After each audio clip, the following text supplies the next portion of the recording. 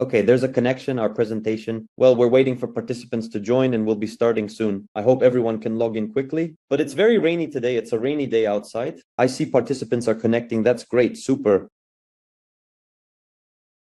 You have sunshine. Nice. We had sunshine yesterday. It will be sunny tomorrow, but today we have rain. Well, it's actually good for trees, bushes, and there's no need to water the grass. Okay, let's get started. I hope everyone can connect quickly soon. Good morning again, everyone. I'm glad to welcome you to the course, Developing a Job Profile. This is our second session, Methods for Developing a Job Profile. We'll talk about interviewing job incumbents, interviewing supervisors, surveying employees to gather information, job shadowing, and how the job profile fits into the company's process management system. Today in the supplementary materials, you'll have various examples from my practice, ones that I've used. Some will be templates. For example, there will be an interview template with questions in the presentation as a separate file. Some will be filled in interview responses so you can see what it looks like, what people answer, and what we record. Some will be presentations of projects. In general, there will be several files under the video. Make sure to look at them after the class when they're uploaded. So let's begin. In the last session, we learned what a job profile is and how it looks. Now let's see how to populate it. One option is to try to fill it out yourself based on your understanding of the position, but typically working in a company, we don't have a perfect idea of who does what. And the bigger the company, the harder it is to understand who does what. Therefore, it's impossible to create a job profile without communicating with others. The first method, probably one of the most common worldwide, is through interviews. We talked about this in the last session. This method involves not only asking questions, but also getting behavioral examples from the person. If you remember, I mentioned last time that when McClelland was asked to develop competencies, he conducted interviews and asked for examples. Why is this important? Why not just ask questions like, what do you do? What tasks do you perform? What knowledge is needed? Why do we specifically need examples from people answering our questions? What do you think? Please think about it and write in the chat. Why do we conduct interviews to get specific examples, ask for behavioral examples, rather than just limiting ourselves to questions like list your responsibilities, list your tasks, list the requirements for your position, your opinions? Why do we need to get examples from people? What will this give us? What's the advantage? What's the benefit of this method? Where can we use this? Besides what's written on the slide, I'll explain it separately now. That's how it is. It's described at a high level. How do you understand it? What will this give us? It will show the real picture, not wishful thinking exactly, because a person can describe a general idea of the work or an idealized picture, but in reality, they do something different. What a real employee does is not their fantasy. Behavior shows it accurately. Good. Good. And with behavior, we can then create a competency model. Exactly. There you go. Well, examples have one big advantage. We understand better with examples. That is, when we're told a plus B equals something, it's abstract. But when they explain that we take this, add it here, and get that result, for example, then it makes more sense to us and we can use it. Furthermore, it's really better than just a dry job description copied from the internet. We get real stories and competencies. We'll talk about competencies separately. We'll have a whole session on competencies.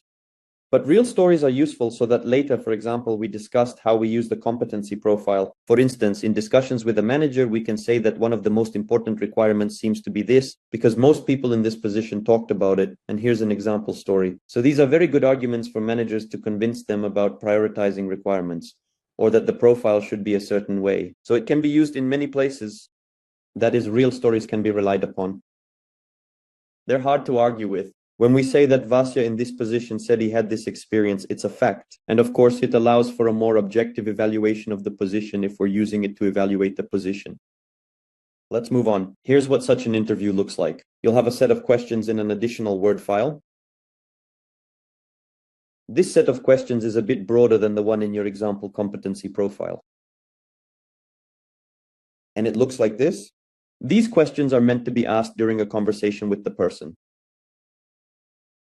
And here's how I've applied this method, for example. When working at STB TV channel, we had the task of evaluating employees in different positions. To evaluate these employees, we first needed to create a job profile because you had to figure out what they were doing. I am studying various literature. I have compiled such a questionnaire and then conducted about a dozen interviews on my own.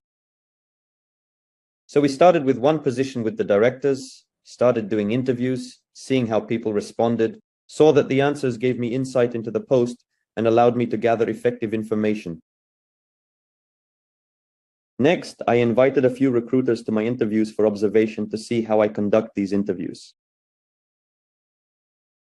They looked at it and I got them involved in this project of collecting information from people. Further recruiters have already started to conduct interviews on their own and record the results, and I have already summarized this information. Here are examples of these files. You will have additional materials. I had about enough for one interview, probably even more to start with, somewhere around here now, 20. As time went on, I would quietly go out for up to an hour, anywhere from 40, 45 minutes even. And we usually communicate with a few representatives of the post. Because not everyone can, for example, give a good answer. I mean, one person will directly see that when he has a tight fit and he doesn't know what to say.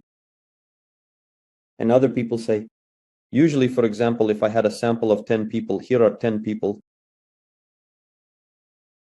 In reality, somewhere around 1, 2, I get the full picture. I mean, that's 1, 2 people I'm profiling. The other 8 or so, they serve as either confirmation or contrast for me. I mean, I realize that these are weak, they have these competencies undeveloped, so they have nothing to say. And these are strong. I mean, I can see the difference in these contrasts. Well, McLand, if you remember, he did that too. He compared the most effective employees to the average mediocre ones. I did the same thing. That is, I asked the leaders to give me their best and told them who were weak, average. Sure, the best are fun to talk to. The mediocre ones are fun to talk to. It's not as interesting to socialize, but they can give something like that too. That's the way it is, actually. What questions are we asking? These are not all the questions. Now we'll go over them all. Full job title for the person to spell out. It is clear that we understand if we invited Vasya Pupkin on the office manager, driver, loader, and so on. Obviously, you don't have to ask, but when we ask a question, the person tunes in and they start answering very simple questions. You know, for example, not the best comparison. When a person takes a lie detector, they say, your name is so-and-so. They say, yes, very simple questions like that. Here too, we're into very simple questions. In your full job title, department, project. How long have you been in this position? Who you report to? How long is your standard workday? Very simple questions. I mean, it's awesome. List the main duties you perform on a daily basis. List the main duties you perform on a regular basis. I mean, not daily, but often. For example, monthly. List the main duties that you do not perform systematically. For example, once a quarter, once every 6 months, once a year. What you are responsible for at work, what you are accountable for. And then we move on to examples. We ask the person to describe their top 2, 3 major professional accomplishments. And each achievement, we ask additional questions we answer by writing down the answer to those questions. So we go over it 2 or 3 times. The main professional achievement, some people get lost. They say, I don't know what it is. You can restate it further. For example, the thing you are most proud of, the thing you are praised for, the thing you are complimented on, the thing that required you to give 200%, that period when you may have been working irregular hours. You may have, I don't know, solved the most difficult problem. That is, it is possible to reformulate. The main thing is that the person really remembered the most vivid thing, because it is the vivid one that demonstrates the fullness of the post. And next we ask questions like this. A discussion such as this needs to be managed, I'll say right off the bat. So you don't have to let it go into some kind of swelling of its own, which means you have to ask questions and be smart about it.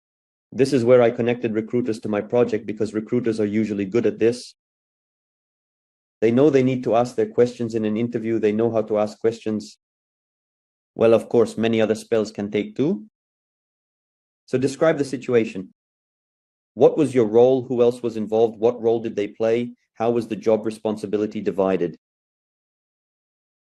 What were the goals? What were the priorities? How were the decisions made? What were the milestones?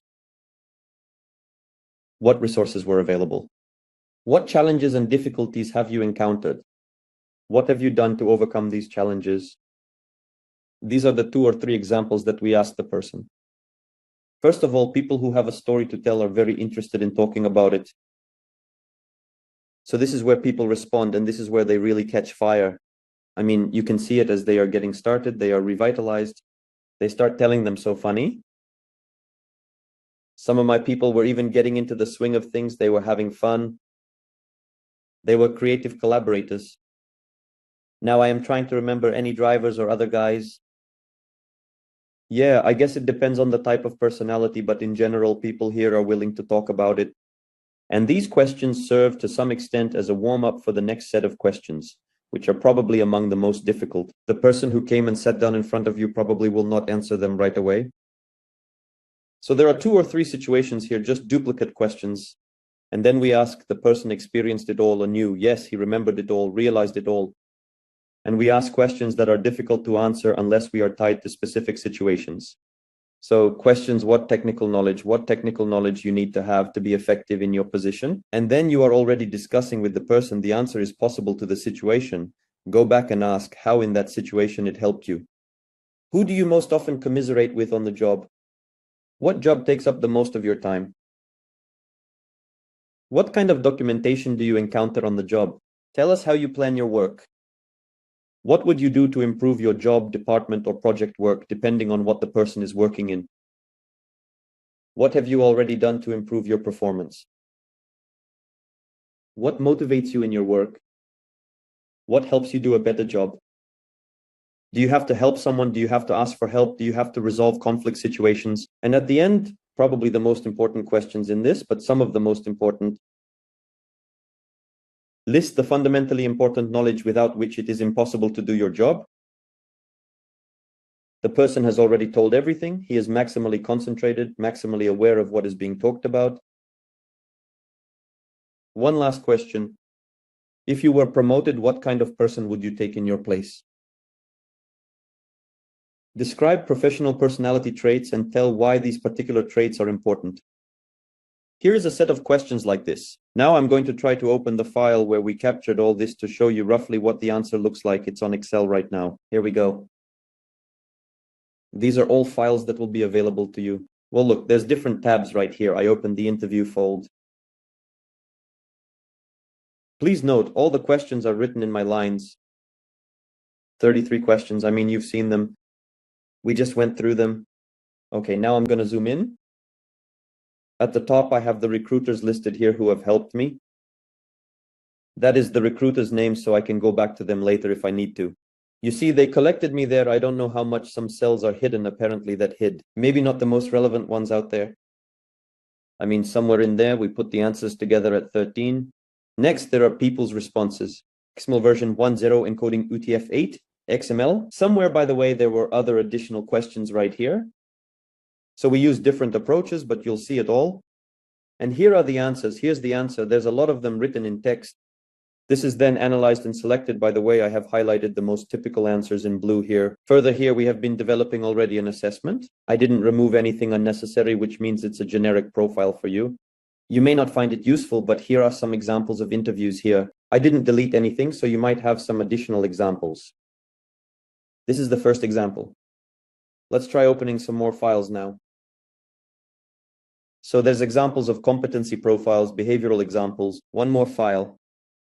In developing the competency profile, we used the responses people gave in the interviews to generate behavioral examples. That is a bunch of behavioral examples from which competencies were then written. There's different evaluations, different principles. Anyway, that's the fun part here. Next, the operator profile is a different person too, right? Competency profile. Yeah, that's a slightly different example. Now, this is what I think it is. There will be a couple more examples here. I'll show you what they look like. For different positions, here's how the competency profiles were developed. And one more file, the IPP analysis. Here's another example of how I've been gathering information. Here's how many questions we have. Here. 25 questions. Here you go. And here's the best part. I've been highlighting myself with colors here. That is, so you understand what you need to interview a lot of people for. I'm doing Zoom. Vita, there's some people gave me not very useful information, some very useful. And there's probably about 30 people here too. Here's how this method works. That is, red highlighted the most important, the most interesting.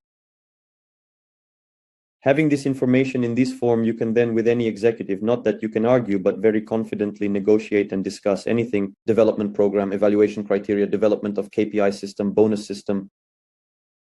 Because you have tons of examples for everything, the supervisor will speak. I think it's a bad boil. You say, wait a minute. Let's see, here's what people are saying. Here I have 13 answers or 10 answers. And you can see in those responses that this is what people are doing, and this is what we should be evaluating. So it's not like alibi and ironclad argument in a discussion then with any people. Okay, let's go back to our presentation. That's where we'll go next. The second option, the first option we explored, there's about 10 representatives you need for each position, and that means doing about 10 interviews. Such a resource is not always present. That is, we don't always have the opportunity for each post to do so many interviews. I would probably recommend it this way. If the position is very massive and one of the key positions in your company, that is, you have a lot of people like that, and this position is important in business processes. That is, still conduct these interviews so that the profile is as accurate as possible. Because in those positions where there are a lot of people working, any error in the profile will have a tangible effect because it will affect a lot of people. If you have some error in the profile, a position that employs one person, and that is not the most important for the business, but nothing terrible, but most likely the company will not feel. Therefore, it may be worth applying this interview for mass positions, but for some single positions, including for managerial positions, work with a supervisor can be applied. How this method is different? This method is simplistic. We don't go to the person, but we talk to the person's supervisor and ask very simple questions. What is the overall purpose of the role? How does this role contribute to the strategic goals of the organization? What are the key areas in achieving results in this role, i.e., what needs to be achieved? Which will indicate how well the role representative has performed. How the key result areas are aligned with the organization. What role holders need to know in order to perform the role, what skills are needed, and what behaviors are required. This kind of backbone we gather and fill out a profile. Then we can ask, if some information is missing, we can ask the questions that are in the profile. This is a much more economical way to do it. There are fewer issues communicating with one supervisor. Therefore, many such profiles can be compiled in a short period of time. But as you can see, it will be the understanding of the executive. Even though we're asking questions that are so specific that they try to lead us away from just some theory, we talk about results, but still the manager can imagine in his own way, and it may not be very close to the actual situation. Let's move on. So sometimes when we start to describe the profile, there is such confusion or muddle because it seems like different people are doing the same thing. We are describing and the role is kind of blurred. So one person says, I am doing this, another person says, I am doing that. So I will try to figure out who is actually doing it, because the lines are blurred. This is where you may need a tool that allows you to clearly delineate the role, take away all the confusion, and realize that if a person says, I am there doing this one process and the other one, and I am making it too. With this tool, you will understand and what the actual person is doing in the process. This tool is called role allocation. It helps to clearly label the role of each participant in the process, and it utilizes a model known as raw and matrix. Put pluses if you have heard of it before or maybe even used it. Let us see if this tool is familiar or not so familiar. This is the tool I used at Wargaming. At a stage when business processes were changing and people who worked together as a team in small numbers, they split up into different divisions because the company was growing and it was necessary to formalize their interaction more and clearly assign what they were responsible for. So this was the stage where I was writing job profiles for we had global operations directors. That is the director of global operations, the producer of the game, and there were a few other support positions, project manager, production assistant. I mean, we were rewriting these roles and it really felt like the lines were blurred somewhere. So I found this RASI matrix tool and invited all participants to fill it out. The simpler way was for one to start filling it out, fill it out as he sees it and pass it on to the other. The other one filled it out, and so we filled it out in a circle, then sat down to discuss and finalize it. So the matrix itself looks like a plate. We will get to her in a moment. The matrix describes one of 4 possible roles in the process for a person. The first role is responsible. Who is responsible? The person to whom the work is assigned. The second role of the account was the one who is responsible. So you could say to some extent the owner of this process. He makes the final decision and has ultimate responsibility. Next is the consultant. He consults, he doesn't make the decision, but he has to speak up. He needs to be heard, and the person who has to be informed, he probably then does something about it. These are the 4 simple roles. Next, in order to distribute them, we take the process and describe it step by step. We do 1, we do 2, we do 3, we do 4, we do 5. Then we specify, here I have given names, for example, but it is better to specify positions, or you can have positions and names. And then against each name, we put a letter that we recognize RASI, well, like here, for example, and then we check it out.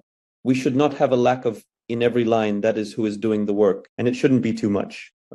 That is, it should not be that several people are performing as one step of the process at once. There should be no absence of A or more than one A, that is, there should be no absence of this step or more than one person responsible for this step. There shouldn't be too much and too many people involved, lest there be some crazy number of people out there consulting something or needing to be informed. And then on the basis of this, the completed matrix, we distribute the post by profiles. We write to someone, performs, to whom he coordinates, to whom we write, consults, and to whom we write he is informed or finds out. Well, there, depending on how the process is, this is the kind of thing you might need. Next, the next way to describe a job profile is to survey the employee to gather information. This is the kind of method we use to gather information too. Basically, what are you doing? You're just going to have to take this one of yours, job profile questionnaire, transfer to Google Forms or anything in Microsoft Office Forms, or Surveyman if you're using, or Typeform, basically into any corporate tool for collecting information from employees. You just send it out to people, get their responses, and their responses are then summarized. Here in principle, the issues exist. You can vary a little bit depending on the needs. I mean, there are some questionnaires that ask for percentages where there's something else. But I'm not in favor of complicated questionnaires. It is important to realize that for people, this is very new information and very, how to say, unfamiliar.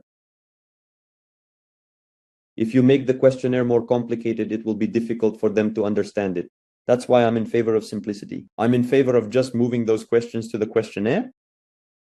Next, I'll show how we work this in the way we process the results. Again, you'll have this presentation, even I'll show some presentations. We'll have it in your supplemental materials. So that's it, that's this presentation. So I have this called grading questionnaire processing, because we were describing the job profile for the grading project. That is, we didn't call our project a job description. It was a grading project, i.e. job evaluation, within which was the collection of information about the position. The first stage of questionnaire processing is to analyze the questionnaires and combine them. That is, I was looking at what people were responding to and seeing if somehow several different posts could be combined into the same thing. Because we had one that was a lot, that is, for example, for you to understand. For example, there were approximately 1,000 unique job titles for 2,000 employees. Can you imagine 2,000 employees? And it needed to be unified. That is, it was necessary to get away from some different names where the essence of the work is about the same. We managed to do that. We got down to about 450 in the end. Is that what it looks like? A mission is taken and the manager, or HR, takes and analyzes that mission and chooses the most appropriate one. This is where you'll have a sample file. The only thing is that the information gathering there was in Ukrainian. So here I didn't change inside anymore. It's the substance that matters here, not what the specific title of the post is. Although people wrote in Russian, that is, the supervisor chooses the most correct option or writes his or her own. It's easier that way. The supervisor sees what people have written and writes. Next are the responsibilities when you have collected responsibilities from different people. I mean, what is a questionnaire? Unlike an interview, you are surveying absolutely all employees. For example, you have 100 identical people. You sent them questionnaires, 100 in identical positions. Obviously, not everyone will fill them. That is, depending on the culture of question participation, 30 to 50% of people fill in. In principle, that's enough. The main thing is to have the same coverage for each position so that it doesn't happen that for one position, there's 5% of the people filled 1 out of 20, and for another position, 90%. It needs to be evenly proportioned. That's what does what. He takes the answers of these, for example, 20 people from the same position and just removes the duplicates. Duplicates of words, duties that happen. It's a tough job like that.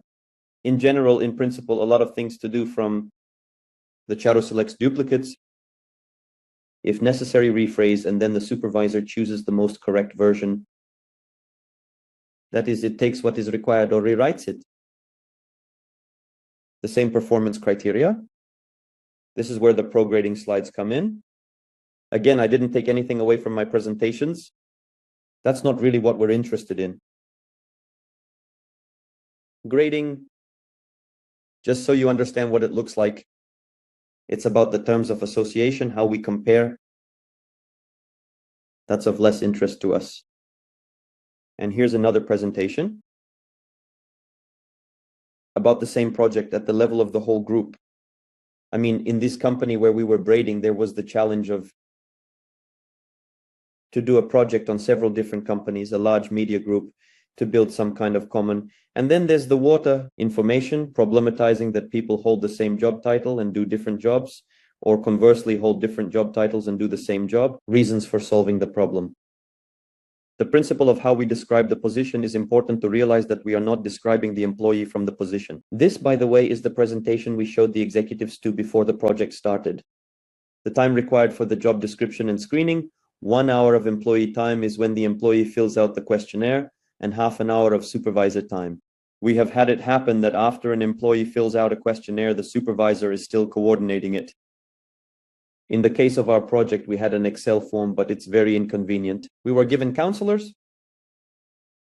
There were macros in there, and there were a lot of problems with it not running macros and not opening the file. Better online version of Google Forms, and here simplify this moment. Here are recommendations in the job description for what is worth doing. Next is the result and a detailed description of how the tool works. There are screenshots from these questions, the percentages were, and recommendations are given. Something like this. This is the kind of presentation you can develop for your project to present to supervisors and then to employees. So we had these presentations galore, all for managers up to employees, so they understand how it's worth the DD. There was the difficulty of the job. Here's this blog for grading. In our case, to describe the profile, it's not necessary. So at this point, you may miss out. There are presentations like this. All right, back to our class. Let's move on. Another option is to monitor employee performance. I want to ask a question like this. What do you think of this option? It is suitable for all positions or not for all positions. Observation of staff for the purpose of job descriptions. Here's a write-up of who thinks it's a good fit for everyone. Right for everyone. Who thinks it's not suitable for everyone? Right, it's not for everyone. So a very labor-intensive option, not for everyone.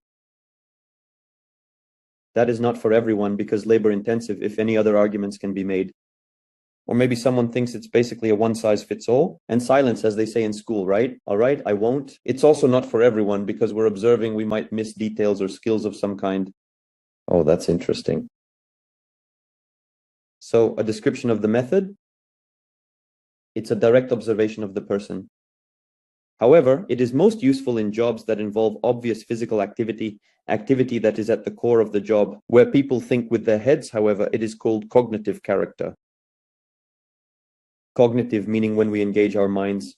Direct observation provides little useful data. We can't see what's going on in a person's head.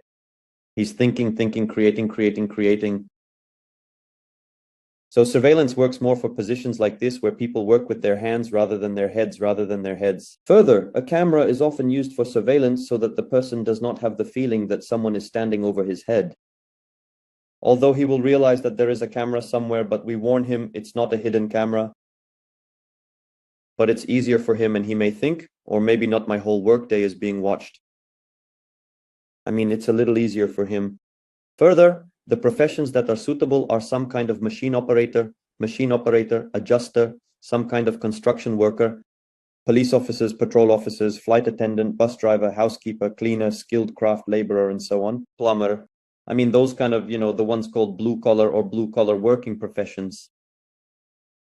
That's where it might not be a bad fit for most office workers. Method of direct observation. It will give little information because not everything is visible, not everything is observable. So the recorded data includes all completed, uncompleted tasks for employees, unfulfilled those in process, e.g. unfulfilled duties and obligations, methods, ways, skills used by workers to perform various duties, mental, emotional abilities, skills to deal with tasks, risks, and conditions. This is where it will take some additional, questioning from people after gathering information, what knowledge, skills, and so on you needed. Next, the job profile as part of the company's process management system. That's also what I want to wrap up today. That is, you and I have explored the most popular ways to gather job information to build a job profile.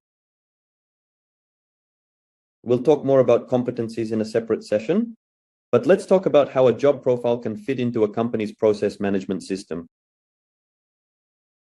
So it is built in when process management is implemented in the company as a whole, when the company's processes are described in the form of block diagrams,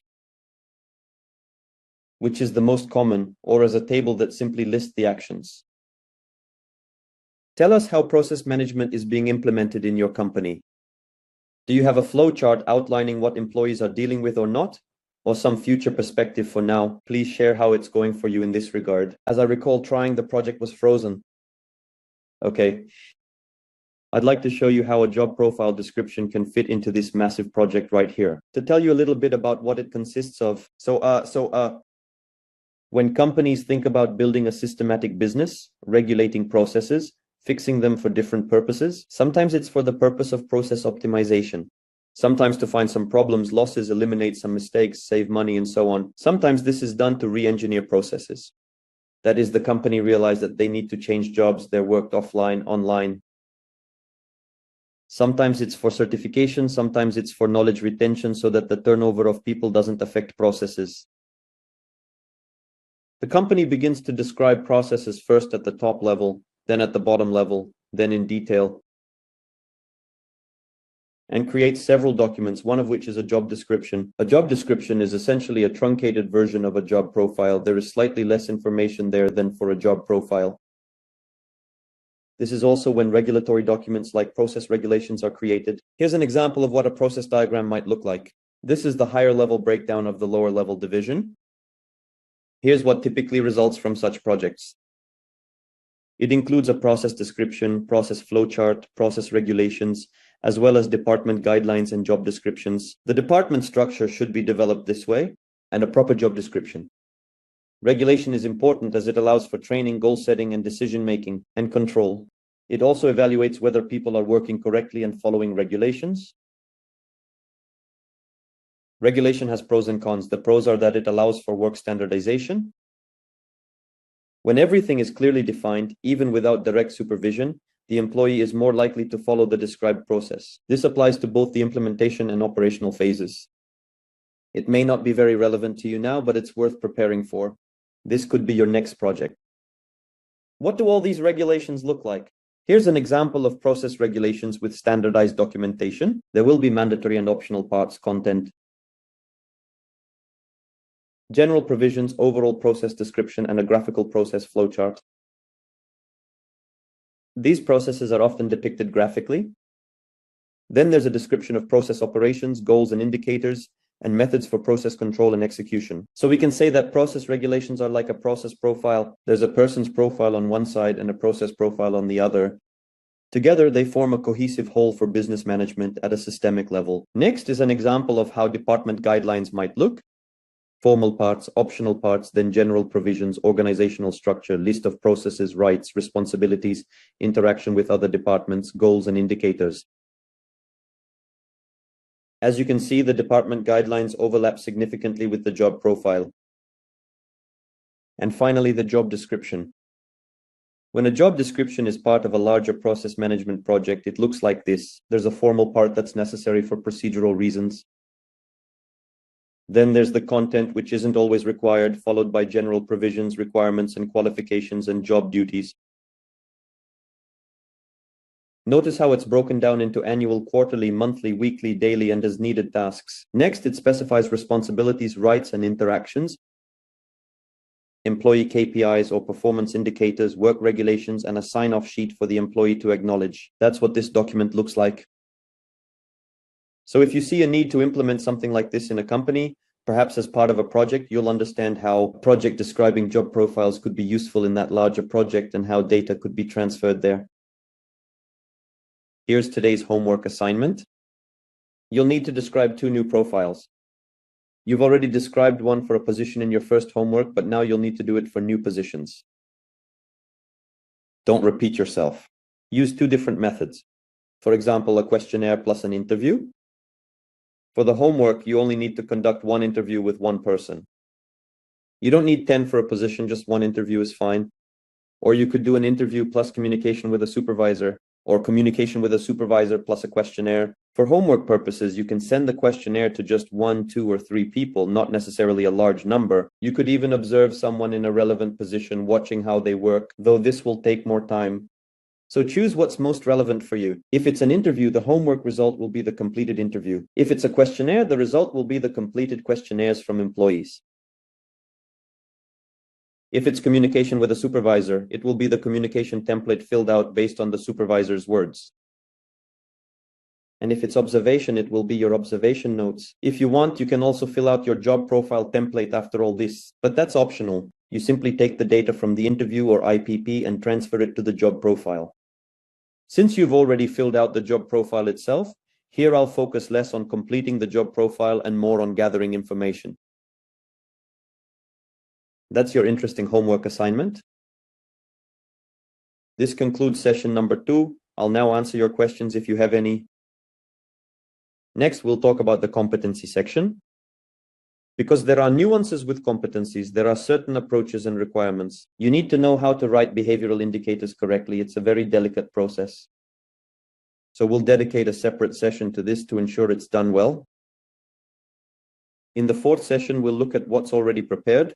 So here we won't be maximizing our own knowledge of how to do everything. We'll be ready to study all existing sources in Russian and English that are available as auxiliary tools for you. And in the 5th session, we'll discuss how to use all this in different projects. I've already mentioned some projects today like grading. Last time I mentioned regrading.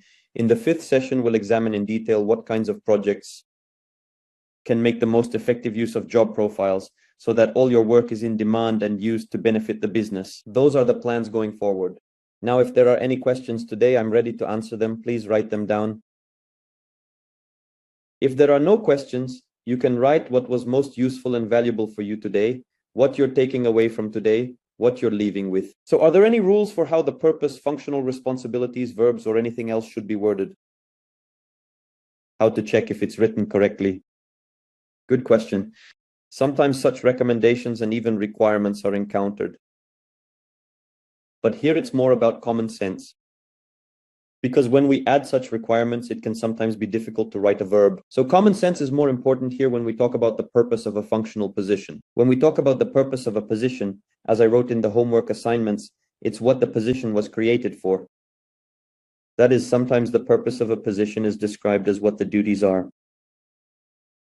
You know, there were several examples in the purpose of the position, like a high-level description of duties. For example, leading a support team. That is not the purpose of the position. The purpose of the position is rather to ensure quality customer service. The purpose of a position is the answer to the question of what global business problem this position solves, not the answer to what the most important thing a person does in the position is, but exactly what specific global business task this position solves. Functional responsibilities are indeed difficult to describe without verbs, but you don't need to force yourself to write verbs specifically. It's simply describing what a person does at work. So the goal doesn't have to be final, it's cyclical or what? Now I'm trying to formulate it. It's more like a mission. Some companies actually write it as the mission of the position. The mission is essentially what the position exists for, and something that ideally can't even be achieved. Create a strategy. Listen, there's not even such a position. I mean, even for a strategy director, I'm trying to formulate the purpose of the position. It's the strategic development of the company. A strategy director will have strategic development of the company. That is, it's about constantly moving the company forward. It can't be a one-time thing exactly. Cyclical to repeat, but it's not that it repeats. It probably exists constantly as a way to build and implement strategy. But that's better, though it's still not the goal. It's still the strategic development of the company, so try to look at it more globally. For example, let's take simple, understandable positions. Head of recruitment. Their goal is not to build recruitment, not to manage recruiters, not to fill vacancies, but their global goal, their mission, is to provide the company with the best employees or players. It's like that, it's kind of unfinished and impossible to finish. It has to be long-term, and it's understandable for the business. The business needs players for the position of head of recruitment to provide players. There's the director of a corporate university. Their position's purpose or mission is to enhance qualifications or competencies of employees to create a competitive advantage for the company so that our company's employees are stronger than those of another company. I would even advise against limiting ourselves to formalism and formal titles and words. Even feel the freedom to write in understandable words. For example, to write the mission like this. As I just said, for the director of the corporate university, regular improvement of skills and competencies of the company's employees so that the company's employees are stronger than competitors. You can use explanations with somewhat simpler words that we use in everyday life rather than formal, high-flown ones exactly. You see, it's important to understand why we're writing this, why we write the purpose or mission of the position. To explain in one sentence to our future candidate, future employee, or current employee, the importance of their role in the company, so that in the job posting, a person reads somewhere at the top and thinks, well, this is a really cool job. I want to work here. Consider it as a way to inspire a person a little and show them the scale. So there you go. Look, these are good questions. Good questions. If you have them, ask them in our Telegram chat. If something is unclear or you want to know how to write better, I will comment. Because it's important. Such nuances. I'd like you to be able to create ideal profiles in the end. But basically, the homework you do is created for this purpose so that you can write it. I read it and looked at it. Yeah, in this homework assignment, you could improve this, this, and this. And through the series of homework assignments we have in this course, you also form the ultimate understanding of how it should be. That's why it's important to do the homework. It's important to read my recommendations and apply them. There you go. Okay. All right, friends. So what? I'll be looking forward to your homework assignments. Please complete them, do them. If you have any questions along the way, write in our Telegram chat. Don't hesitate, and see you in a week when we'll continue. Have a good, productive day, everyone, and a good end to the week. Bye-bye. We'll stay in touch via Telegram from now on.